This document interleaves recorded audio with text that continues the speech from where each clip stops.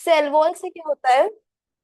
Cell wall cell को rigidity provide करती है, मतलब एक करेक्ट शेप प्रोवाइड करती है। प्लांट सेल मैम, जो होती है वो रेक्टेंगुलर होती है। हाँ बोलो।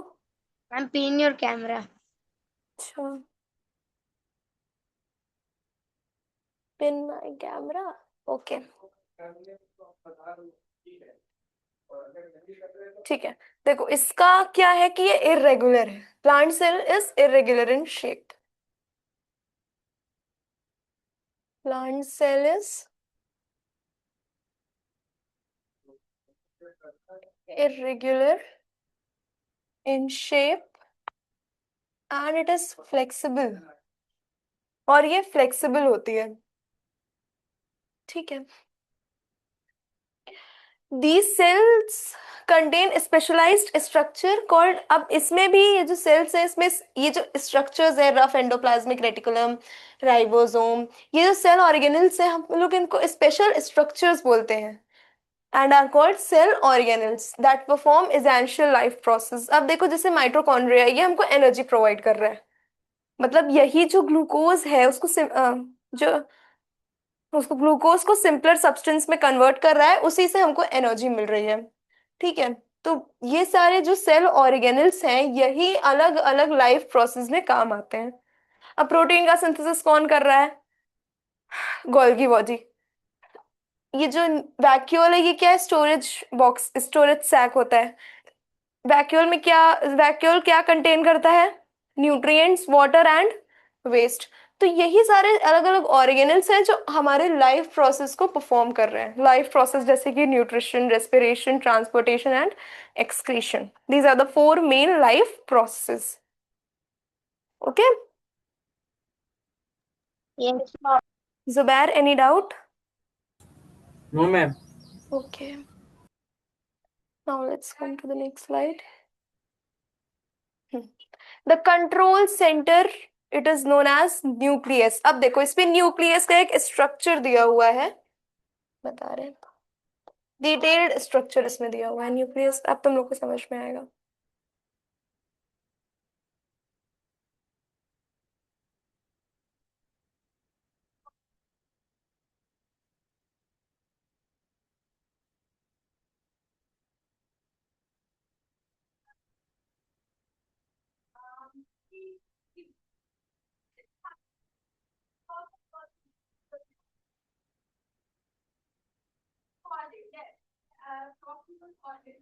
हम्म, देखो this is the detailed structure of nucleus.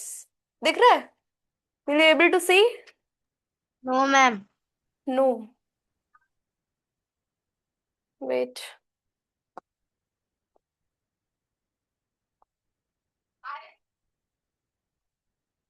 This is the detailed structure of nucleus. Now you are able to see.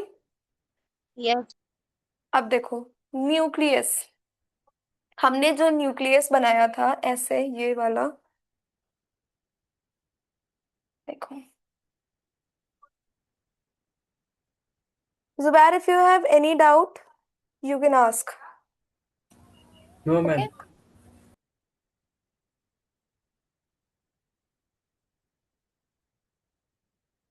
Yes. So it does not have a distinct shape, but it takes the shape of a container. It is so it.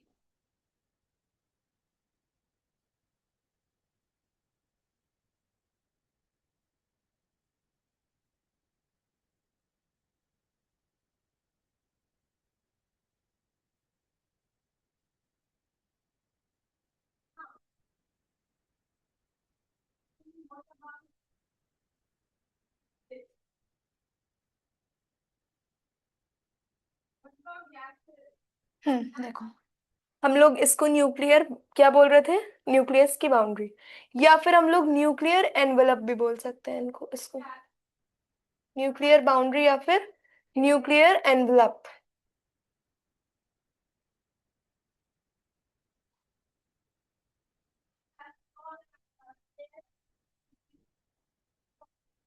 Nuclear envelope, ठीक है। ठीक है।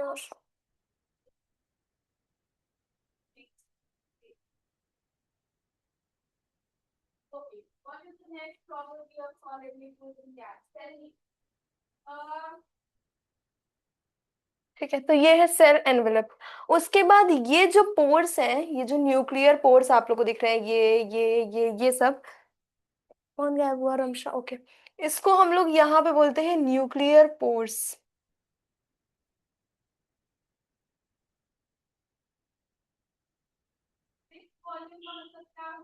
ठीक है, ये है nuclear pores.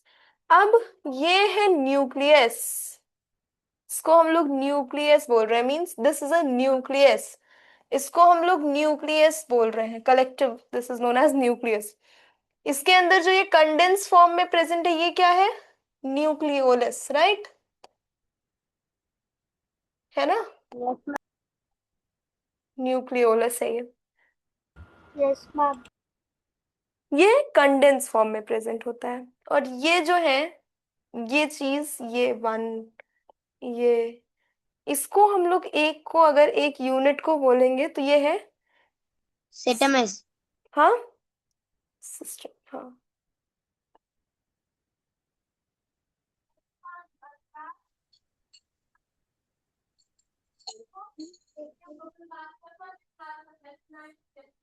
Ma'am नीचे का जो मैम जो वॉल टाइप का है उसको लेवल किया है ना, वो नहीं दिख रहा है ठीक से। क्या नहीं दिख रहा है? ये मैम सी से जो स्टार्ट हो रहा है।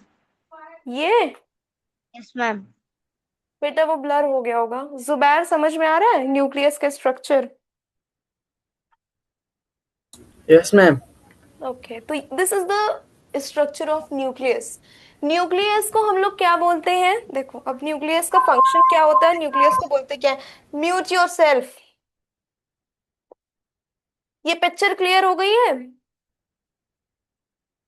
Yes ma'am. न्यूक्लियस का जो स्ट्रक्चर है ये क्लियर हो गया है? Shall I move on to the function of nucleus? Yes ma'am. Zubair, clear है? Yes, ma'am. ओके, उसके बाद न्यूक्लियस का फंक्शन देख लेते हैं, स्ट्रक्चर क्लियर हो गया है तो। फंक्शंस, क्या क्या फंक्शन परफॉर्म करता है?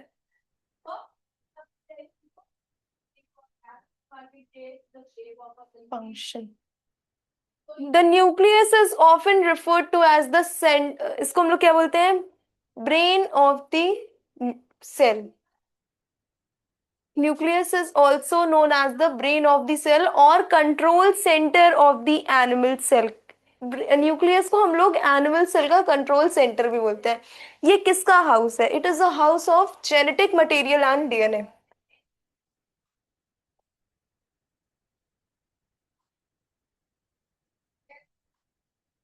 जेनेटिक मटेरियल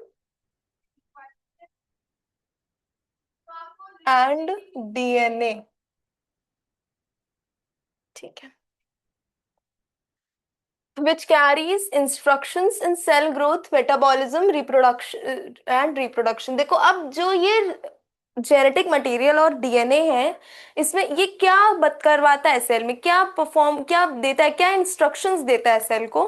कि आपको मेटाबॉलिज्म करना है, केमिकल रिएक्शंस। मेटाबॉलिज्म मतलब केमिकल रिएक्शंस। देखो,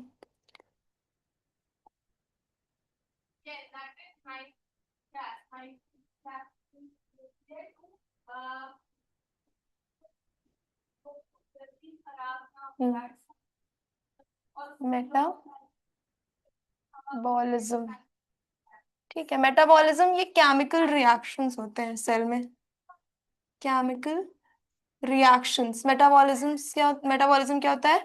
जो केमिकल रिएक्शंस हो रहे हैं सेल में, उनको हम लोग मेटाबॉलिज्म कहते हैं। अब मेटाबॉलिज्म दो टाइप्स के होते हैं, एक होता है एनाबॉलिज्म, एनाबॉलिज्म, और एक होता है केटाबॉलिज्म।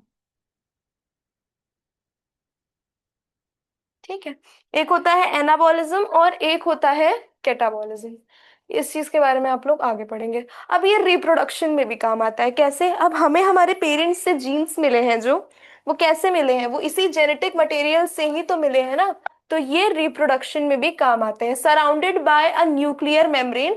अब ये जो न्यूक्लियर एनवेलप हम लोग कहते हैं, इसको हम लोग न्यूक्लियर बाउंड्री, न्यूक्लियर मेम्ब्रेन ये भी कह सकते हैं। So it's the nucleus is surrounded by a nuclear membrane. It regulates all activity occurring in the cell. ये क्योंकि ये ब्रेन कहलाता है सेल का, जिस जैसे देखो ह्यूमन बॉडी में हमारा ब्रेन है, हमारा वैसे ही न्यूक्लियस सेल का ब्रेन है। तो ये जितनी भी सेल में एक्टिविटीज हो रही है, जितने रिएक्शंस हो रहे हैं सेल में, जो भी चीजें हो रही है, प्रोटीन का सिंथेसिस हो रहा है, जो भी चीजें सेल में हो रही है, वो कौन कंट्रोल कर रहा है? वो न्यूक्लियस कंट्रोल कर रहा है। ओके, समझ में आ रहा है? यस। जुबैर समझ में आ रहा है? Yes, ma'am. ओके, उसके बाद एक और इमेज दी हुई है, वो बता देते हैं।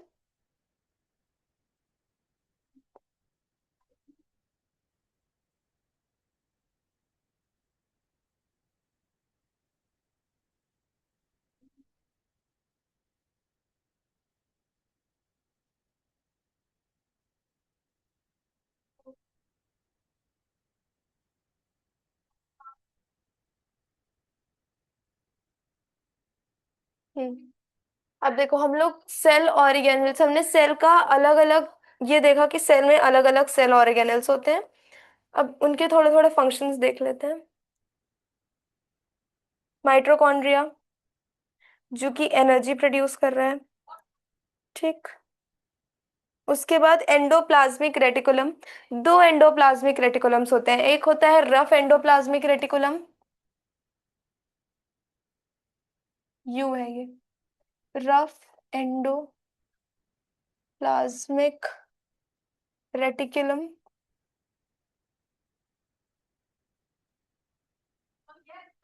और एक होता है स्मूथ एंडोप्लाज्मिक रेटिकुलम। जो स्मूथ एंडोप्लाज्मिक रेटिकुलम होता है वो लिपिड्स का फॉर्मेशन करता है, ठीक है। और जो रफ एंडोप्लाज्मिक रेटिकुलम होता है उसमें क्या लगे होते हैं? ये जो छोटे छोटे रेड रेड कलर्स के तुम लोग को दिख रहे हैं ना, ये जो रेड कलर का इसमें लगा हुआ है, ये है देखो एंडोप्लाज्मिक रेटिकुलम। ऐसे बनता है एंडोप्लाज्मिक रेटिकुलम।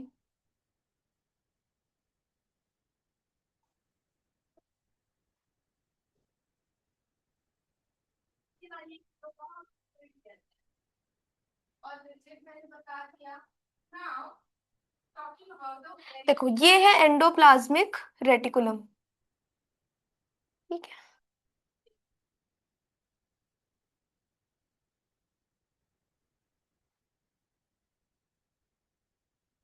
अब एक होता है रफ और एक होता है स्मूथ। अब अगर हम इसको रफ बना दें तो इसमें क्या होगा? राइबोसोम्स अटैच होंगे, रेड कलर से अटैच करते हैं, देखो। इसमें ये जो रेड रेड कलर्स के अटैच हैं, इनको हम लोग क्या बोलेंगे? राइबोसोम्स। जिस एंडोप्लाज्मिक रेटिकुलम में राइबोसोम्स अटैच होते हैं उनको हम लोग बोलते हैं रफ एंडोप्लाज्मिक रेटिकुलम। देखो इसमें राइबोसोम्स अटैच। जो रफ एंडोप्लाज्मिक रेटिकुलम है जिसमें राइबोसोम्स अटैच है, मेक सेकेंडरी एंड ये क्या बनाता है? ये प्रोटीन बनाते हैं, ठीक है। जिसमें रफ एंडोप्लाज्मिक रेटिकुलम प्रेजेंट है, ये क्या बनाता है? ये प्रोटीन का सिंथेसिस करते हैं। रफ एंडोप्लाज्मिक रेटिकुलम का क्या फंक्शन है? दे सिंथेसिस प्रोटीन।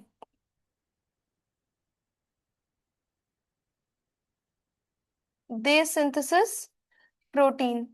जो रफ एंडोप्लाज्मिक रेटिकुलम है वो क्या बनाता है? वो किस चीज का फॉर्मेशन करता है? प्रोटीन का फॉर्मेशन करता है। अब इसी तरीके से होते हैं स्मूथ एंडोप्लाज्मिक रेटिकुलम, जो कि क्या कर जो लिपिड्स बनाते हैं। स्मूथ एंडोप्लाज्मिक रेटिकुलम जिसमें ये जो रेड रेड कलर के राइबोसोम्स आपको दिख रहे हैं, ये जो रेड कलर के डॉट्स हैं, ये क्या है? राइबोसोम्स। ये है राइबोसोम्स। स्मूथ एंडोप्लाज्मिक रेटिकुलम में राइबोसोम्स प्रेजेंट नहीं होते हैं, ठीक है। समझ आ रहा है? और स्मूथ एंडोप्लाज्मिक रेटिकुलम लिपिड्स बनाते हैं, मेक्स लिपिड्स। समझ में आ रहा है कुछ थोड़ा बहुत?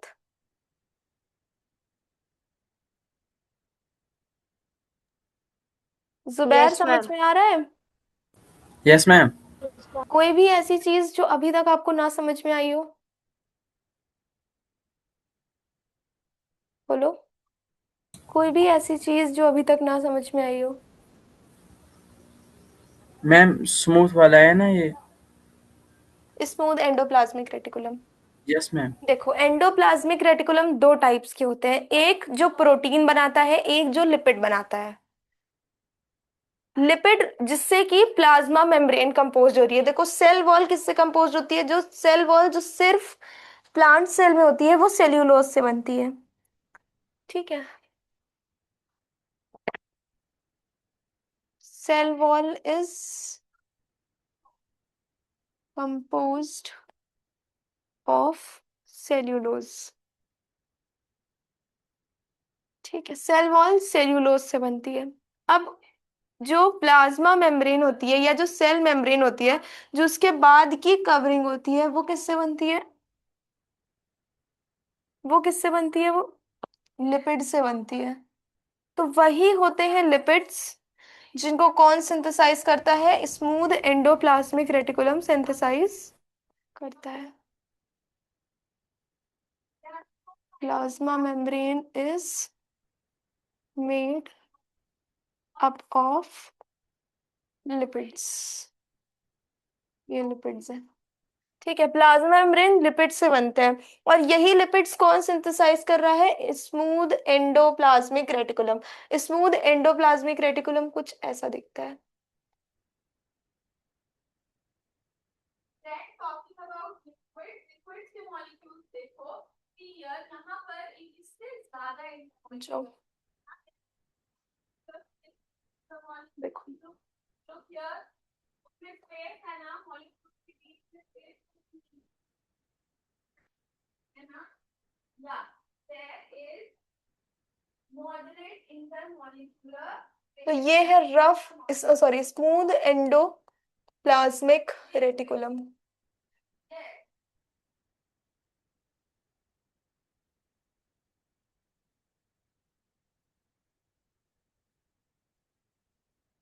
इसमें राइबोसोम्स अटैच नहीं होते हैं, और रफ एंडोप्लाज्मिक रेटिकुलम में जो प्रोटीन का सिंथेसिस कर रहा है उसमें राइबोसोम्स अटैच होते हैं। और स्मूथ एंडोप्लाज्मिक रेटिकुलम क्या किस चीज का सिंथेसिस करता है? लिपिड्स का, मेक्स लिपिड्स। ठीक। अब समझ में आया स्मूथ एंडोप्लाज्मिक रेटिकुलम क्या होता है? Yes ma'am. हाँ। अब इसमें कोई डाउट? No ma'am. देखो ये जो सेंट्रोजोम दिया हुआ है, ये प्लांट सेल में एब्सेंट होता है। Centrosome absent in plant cell, absent in plant cell. ये सिर्फ एनिमल सेल में प्रेजेंट है। ये सारी चीजें थोड़ा आगे की हैं, तो आप लोग आगे पढ़ेंगे। ठीक है। अब इतने में कोई डाउट जितना मैंने बताया है? No ma'am. जुबैर, इतने में कोई डाउट जितना मैंने बताया है? No ma'am. ओके। इसके बाद है माइटोकॉन्ड्रिया।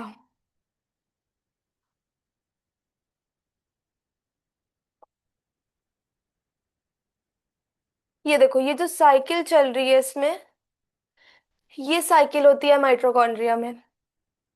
ये चीज आप लोग आगे पढ़ेंगे। ये डायग्राम है माइटोकॉन्ड्रिया का। ऐसा मैम ये बताओ कैल्विन साइकिल है। क्या चीज? मैम ये कैल्विन साइकिल है। कैल्विन साइकिल है, यस ये कैल्विन साइकिल है। पर अभी तो वो नहीं दिया होगा ना, दिया है क्या कैल्विन साइकिल? मैम मेरी बुक में सेल ही नहीं है। तो तुम कैल्विन साइकिल कैसे बता रहे हो? सेल बहुत इंपॉर्टेंट चैप्टर है, पता है तुम लोगों को? चलो लोगों को बता रहे हैं।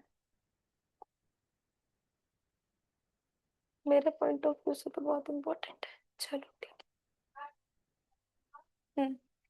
Mitochondria are specialized organelles known as powerhouse of the animal cell. Mitochondria को हम लोग सेल का पावर हाउस बोलते हैं। क्यों दिख रहा है ये? बहुत कंफ्यूजिंग स्ट्रक्चर दिख रहा है ये स्ट्रक्चर। मैम थोड़ा और बड़ा हो सकता है? हाँ हो सकता है, एक मिनट रुको, एक सेकेंड। ये बहुत कंफ्यूजिंग इमेज है, कंफ्यूज नहीं होना इस पे। देखो ये सब चीजें तुम लोगों को नहीं पढ़नी है, पैरुएट और बता रहे हैं,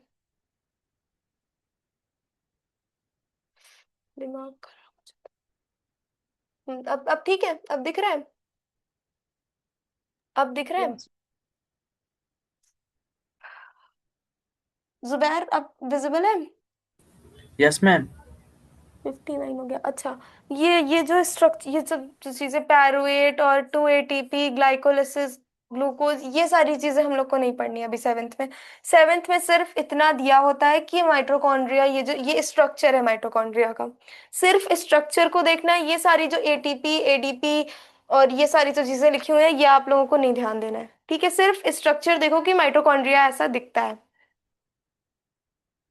ये माइटोकॉन्ड्रिया के अंदर का स्पेस है, इनर, ये इनर स्पेस है माइटोकॉन्ड्रिया का, ये इनर मेम्ब्रेन है माइटोकॉन्ड्रिया की, ये इनर मेम्ब्रेन होती है। और उसके अंदर जो होता है, इसको हम लोग क्या बोलते हैं, मैट्रिक्स बोलते हैं। ये इनर स्पेस है माइटोकॉन्ड्रिया का, और इनर मेम्ब्रेन ये जो वाइट कलर से दिख रही है, ये है, ठीक है। सिर्फ इतनी चीजें देखनी है। और ये जो लेयर बनी हुई है बाहर, ये, इसको हम लोग आउटर माइटोकॉन्ड्रियल मेम्ब्रेन बोलते हैं। इसके अलावा माइटोकॉन्ड्रिया में कोई भी स्ट्रक्चर अभी नहीं पढ़ना है, सिर्फ इतना स्ट्रक्चर जितना मैंने बताया। मतलब ये इनर माइटोकॉन्ड्रियल मेम्ब्रेन कहाँ होती है, इनर मेम्ब्रेन स्पेस कहाँ होता है, मैट्रिक्स, और आउटर माइटोकॉन्ड्रियल स्पेस, ओके। ये है माइटोकॉन्ड्रिया का स्ट्रक्चर। Yes ma'am. इसके आगे हम कल बताएंगे, ठीक है, क्योंकि समय हो गया है। Yes ma'am. ओके ओके प्रसन्न, you can leave and join at the same time tomorrow. Yes ma'am. Okay, thank you. Yes ma'am. Thank you. Thank you.